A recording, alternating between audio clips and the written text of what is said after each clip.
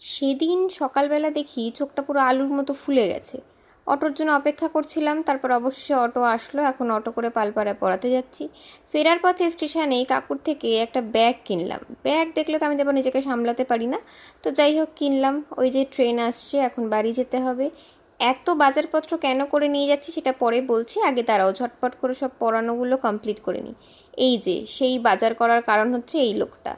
এই আপদটা এসেছিল, এসেই তার অর্ডার ম্যাগি বানিয়ে দে, তো দিলাম। খেয়ে দিয়ে এখন একটুখানি বেরিয়েছি, কোথাও ঘুরে আসি। যাওয়ার পথে ভাই আবার একটু পেয়ারা খাওয়ালো। অটো করে যেতে যেতে যা করেছে, অটোওয়ালা যে নামিয়ে দেয়নি আমাদের সৌভাগ্য।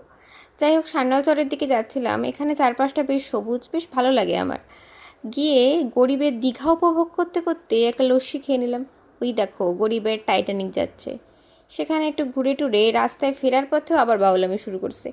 এইসব করে বাড়ি এসে দুপুরের খাওয়া খেয়ে একটু কোল্ড ড্রিঙ্কস খেয়ে নিলাম হজমের জন্য।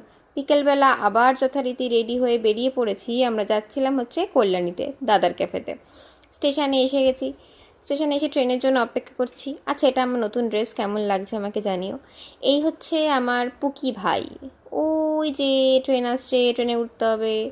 ট্রেনে উঠে যথারীতি আমরা দাদার ক্যাফেতে পৌঁছে গেছি। গিয়ে সব খাওয়া দাওয়া করলাম, কফি, ফিশ বল, মোমো, সব অসাধারণ ছিল। তো এখানে আবার একটু কাপল ফটোশ্যুট চলছে। তারপর তো শুরু হয়েছিল ঝমঝম করে বৃষ্টি। বৃষ্টি দেখছিলাম ট্রেনের মধ্যে বসে। এখন ফিরতে হবে বাড়ি। ঠান্ডা ঠান্ডা হাওয়া খেতে খেতে আমি বাড়ি ফিরি। চলো টাটা।